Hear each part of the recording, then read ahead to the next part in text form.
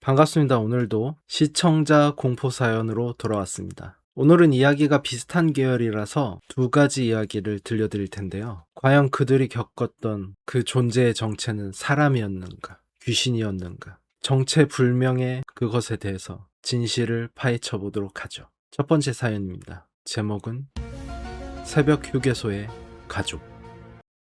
채택될지 모르겠지만 용기 내서 써봅니다. 제가 겪었던 일이고요. 본글은 편하게 반말로 쓸게요. 환영입니다. 친구한테 말하는 것처럼 잘 부탁드립니다. 저도 잘 부탁드립니다.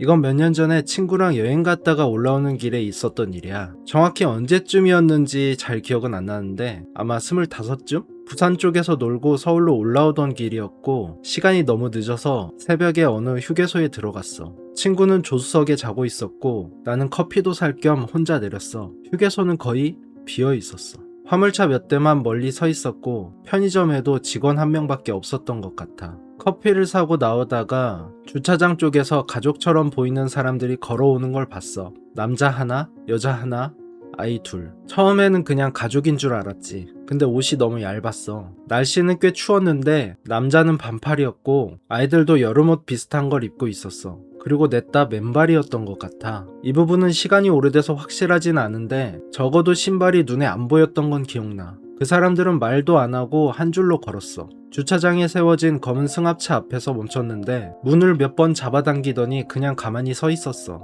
그러다가 남자가 내 쪽으로 왔어. 언제 가까이 왔는지도 잘 모르겠어. 발소리를 들은 기억이 없어. 남자가 휴대전화를 빌려달라고 했어. 차키를 잃어버렸다고. 나는 전화번호를 말하면서 대신 걸어주겠다고 했어. 솔직히 좀 찝찝했거든. 번호는 여자가 알려줬어. 휴대전화 번호가 아니라 지역번호로 시작하는 집전화였어. 몇 번 걸었는데 안 받다가 세 번째쯤 누가 받았어. 나이든 여자 목소리였어. 내가 휴게소에서 어떤 가족을 만났고 이 번호로 전화해달라고 했다고 말했어. 그러자 그 여자가 잠깐 조용히 있다가 물었어. 거기 아이들도 있어요? 있다고 했더니 숨을 한번 크게 들이쉬더라. 그리고 이렇게 말했어. 그 사람들한테 대답하지 말고 차로 가세요. 정확히 그 말이었는지는 모르겠는데 뜻은 그랬어. 전화는 바로 끊겼고 나는 남자한테 전화를 안 받는다고 거짓말했어. 그랬더니 남자가 말했어. 받았잖아요. 그때 진짜 소름이 돋았어. 남자는 통화 내용을 들을 만큼 가까이 있지 않았거든. 뒤에 있던 여자가 남자한테 뭐라고 했는데 그건 정확히 기억 안 나. 아마 이 사람이 아니야.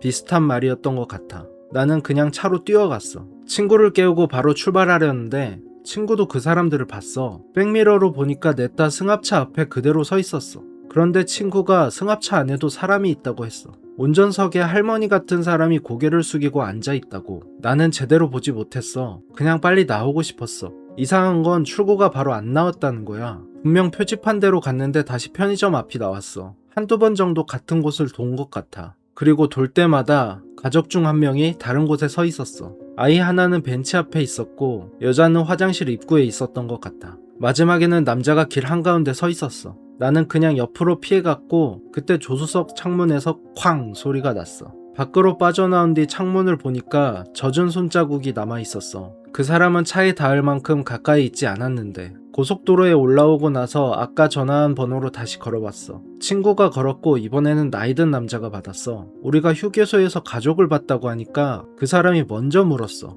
넷이었습니까? 그리고 남자는 아이가 둘이었는지 남자가 반팔을 입고 있었는지 물었어. 우리가 그렇다고 하니까 갑자기 차를 세우지 말라고 했어. 뒤에 아무도 안 타고 있냐고도 물었고 우리는 그냥 전화를 끊었어. 그 뒤로 차 안에서 물 떨어지는 소리가 났던 게 기억나. 뒷좌석 쪽에서 뚝뚝 하는 소리가 났는데 무서워서 둘 다 뒤를 안 봤어. 다음 휴게소에 도착해서 확인해보니까 아무도 없었어. 대신 뒷좌석 가운데가 조금 젖어 있었어. 물병이 샌 흔적은 없었고 그날 이후로 별일은 없었어. 나중에 그 번호로 다시 전화해봤는데 받질 않았지. 솔직히 오래전 일이라 기억이 섞였을 수도 있어. 둘 다 새벽 운전 때문에 피곤했고 평범한 사람들을 이상하게 본 걸 수도 있지. 그런데 그 전화기 너머 사람들은 왜 그 가족들을 알고 있었던 건지, 그 남자는 왜 내가 전화를 받았다는 걸 알고 있었던 건지, 그리고 뒷좌석은 왜 젖어 있던 건지 아직도 모르겠어. 우리가 그날 휴게소에서 본 건 무엇이었을까? 네, 아주 소름 돋는 이야기였습니다. 다음 이야기 마저 읽어보도록 하죠. 제목은 폐가의 무언가. 안녕하세요. 초반에 선점하기 위해 얼른 사연 보내봅니다.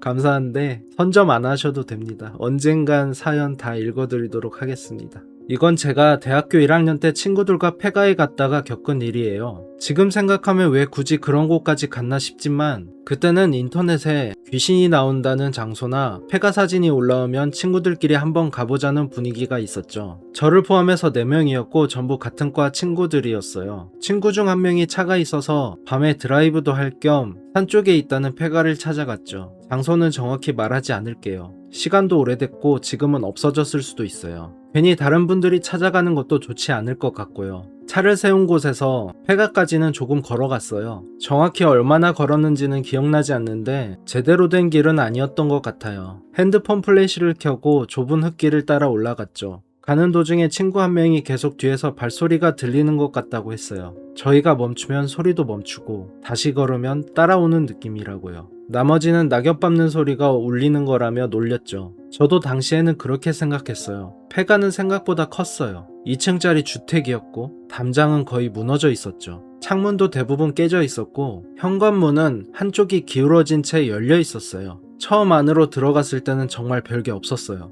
바닥에는 깨진 유리랑 쓰레기가 널려 있었고 벽에는 낙서가 많았죠. 저희보다 먼저 담력 체험을 하러 왔던 사람들이 남긴 흔적도 보였고요. 그래서 처음에는 크게 무섭지 않았어요. 친구들과 장난치면서 사진도 찍고 빈 방에 들어가 일부러 소리를 지르기도 했죠. 1층을 거의 다 둘러본 뒤 2층으로 올라갔어요. 계단은 나무로 되어 있었는데 발을 디딜 때마다 심하게 삐걱거렸죠. 올라가다 보면 아래쪽 현관이 보이는 구조였어요. 제가 계단 중간쯤 올라갔을 때 현관 앞에서 뭔가 움직이는 걸 본 것 같았어요. 사람이 문 앞을 스쳐 지나간 것처럼 보였죠. 제가 갑자기 멈추니까 뒤에 오던 친구들이 왜 그러냐고 물었어요. 현관 쪽에 누가 있는 것 같다고 했는데 다 같이 플래시를 비춰봐도 아무것도 없었죠. 친구들은 제가 겁먹어서 잘못 본 거라고 했어요. 저도 그런가 보다 하고 그냥 올라갔고요. 2층에는 방 2개 정도가 있었던 것 같아요. 한 방은 거의 비어 있었고 다른 방에는 낡은 장롱과 작은 책상이 남아 있었죠.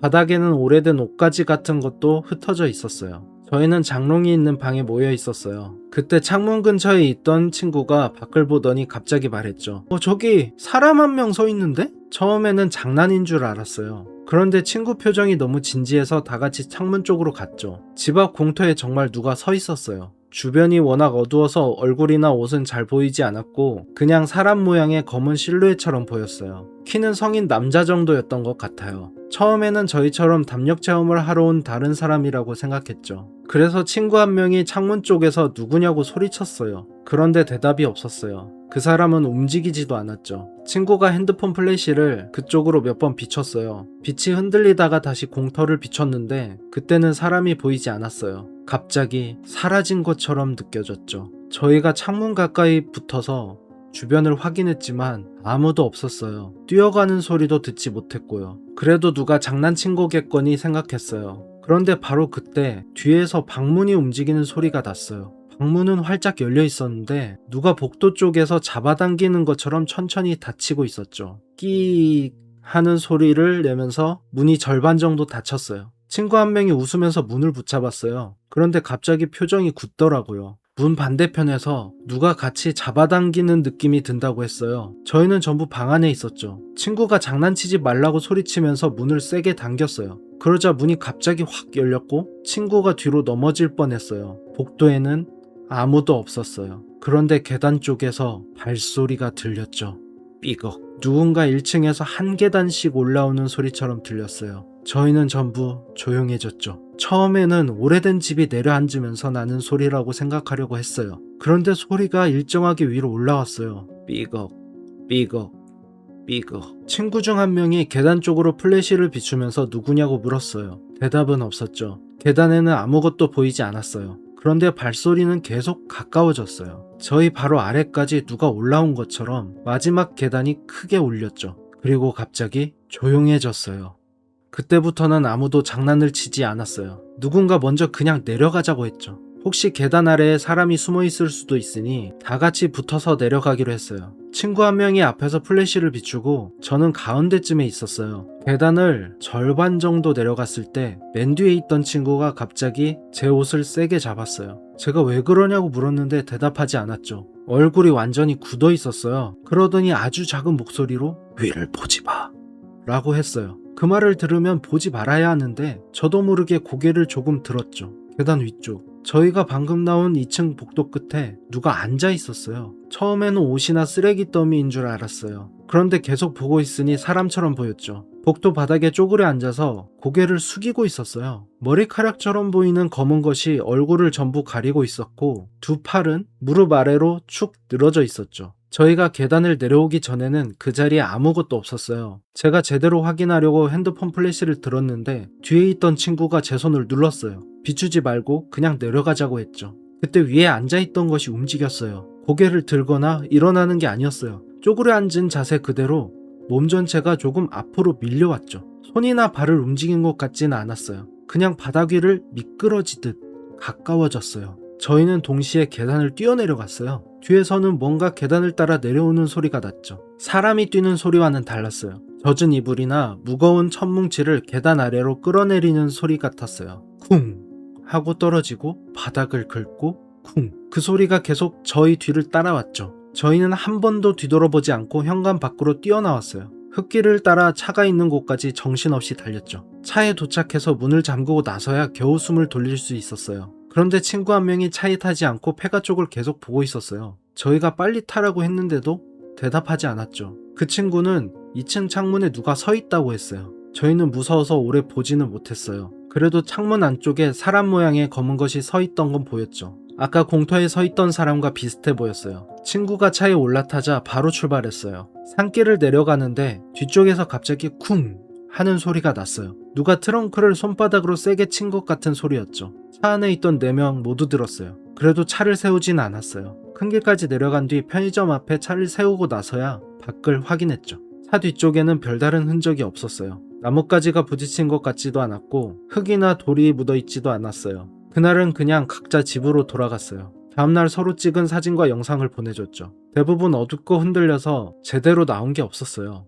그 중에 장롱 앞에서 찍은 단체 사진이 한 장 있었어요. 사진에는 저희 4명이 모두 나와 있었죠. 그런데 방문 바깥 복도에 사람처럼 보이는 것이 서 있었어요. 몸 전체가 나온 건 아니고 어깨와 얼굴 일부만 문 옆에 걸쳐 있었어요. 처음에는 그림자라고 생각했어요. 그런데 저희 그림자가 생길 만한 방향과는 맞지 않았죠. 더 이상한 건 누가 그 사진을 찍었는지 아무도 확실하게 기억하지 못한다는 거예요. 한 친구는 타이머를 맞춰놓고 찍었다고 했고 다른 친구는 자기가 직접 찍었다고 했어요. 하지만 사진 구도를 보면 방 바깥 복도 쪽에서 누군가 핸드폰을 들고 찍은 것처럼 보였죠. 그 사진은 나중에 핸드폰을 바꾸면서 없어졌어요. 당시 계단에서 가장 먼저 뭔가를 봤다는 친구는 그 이후로 폐가나 흉가 이야기를 정말 싫어하게 됐어요. 술자리에서 그날 이야기가 나와도 자세히 말하지 않았죠. 제가 계단 위에서 정확히 뭘 봤냐고 물어본 적이 있어요. 그 친구는 자기가 본 것과 제가 본 게 조금 달랐다고 했어요.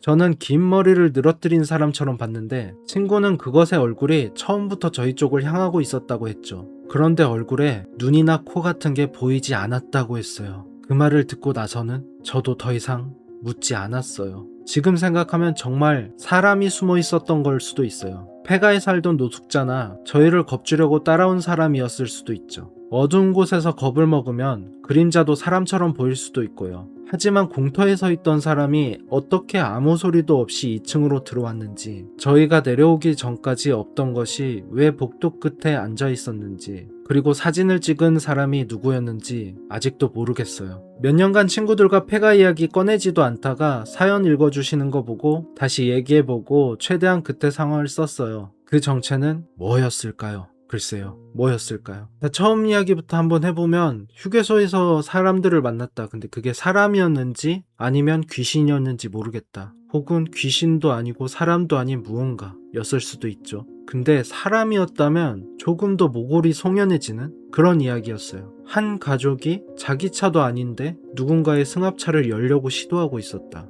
그리고 그 가족들이 날씨가 꽤 추웠는데도 불구하고 반팔이었고 여름옷을 입었다. 그리고 다 맨발이었다고 했죠. 그러면 무언가 사고를 당했거나 아니면 범죄와 연루된 것 같은데 사람이었다면 더 끔찍한 일이죠. 그리고 전화를 했을 때 늙은 남자, 노인분이 그냥 멈추지 말고 그대로 도망가라고 그런 식으로 얘기를 했죠. 그럼 뭔가 이 가족과 사연이 있었던 사람이 아닌가, 그 가족의 부모님이 아니었을까 라는 생각이 들기도 하고, 참 여러 가지로 여러 생각이 들게 하는. 근데 약간 이걸 무섭지 않게 표현해 보려면 곤란에 처한 사람들이 있었고 도와달라고 했는데 사연자분도 밤늦게까지 운전하고 피곤해가지고 상황 파악을 못했다, 이 정도로 결론을 내면 괜찮을 것 같아요. 그럼 차를 두드렸던 것도 왜 내가 이렇게 곤란해 하는데 안 도와주냐, 그런 화를 내는 그 순간이었을 수도 있죠. 그 운전석에 있던 할머니는 아마 고개를 숙이고 있었으니까 자고 있었다,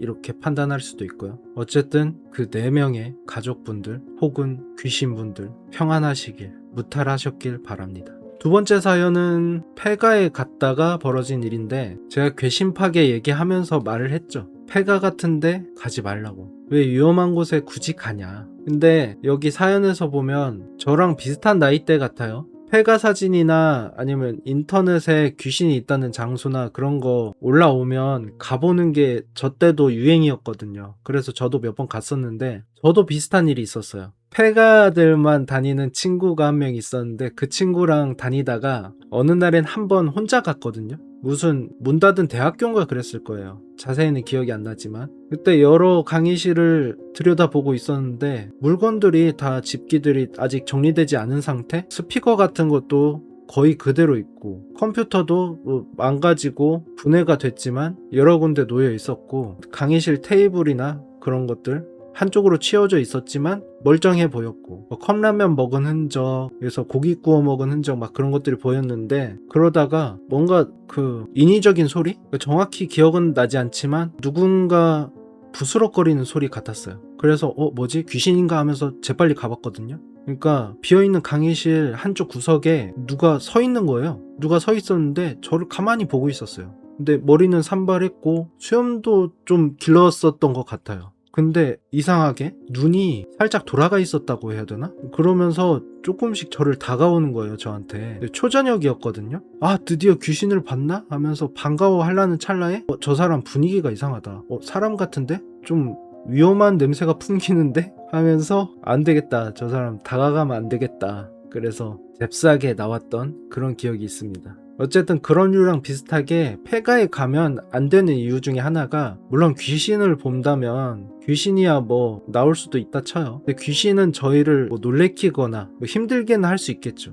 근데 제일 무서운 거는 그 폐가에 살고 있던 사람이나 무언가 현장을 목격한다면 그게 제일 끔찍할 것 같거든요. 그러니까 폐가에 가지 말라는 말씀이고, 사연으로 돌아가 보면 다 같이 갔는데 직접 본 사람이랑 주인공이랑 조금 다른 모습으로 봤다, 이런 것들을 종합해보면 뭔가 헛것을 보지 않았나. 귀신이나 사람이 아니라, 물론 사람일 수도 있지만 그 당시에 너무 경황이 없어서 같은 걸 보고도 다르게 느꼈을 수도 있고, 아니라면 둘이 거의 동시에 봤으니까 같은 모습을 봐야 맞잖아요. 근데 다른 걸 봤으니까 이불이 뭉쳐있거나 아니면 쓰레기가 뭉쳐있는 걸 잘못 보고 뭔가 판단이 달라지지 않았나, 이런 생각이 들고, 공터에 있던 건 그 근처에 살던 노숙자나 아니면 마을 주민이 아니었을까. 아, 맞아요. 그리고 폐가나 그런데 가면 안 되는 이유 중 하나가 뭐냐면, 여기가 유명해지고 밤중에 사람이 왔다 갔다 하면 주민들이 피해를 봅니다. 그래서 저도 그때 한창 다닐 당시에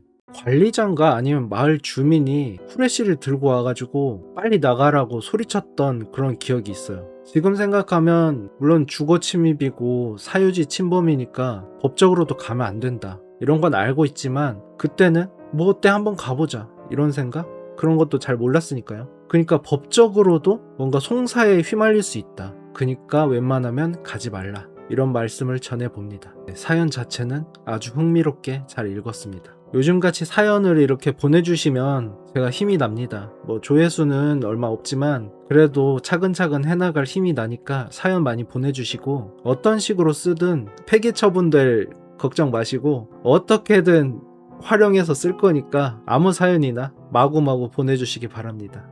사연은 이 여름을 시원하게 보내고자, 그리고 부족했던 공포력을 채우고자 그렇게 한번 봐주시고, 너무 지나친 비판이나 분석은 자제해 주시길 바랍니다. 그럼 다음에 뵙겠습니다. 안녕.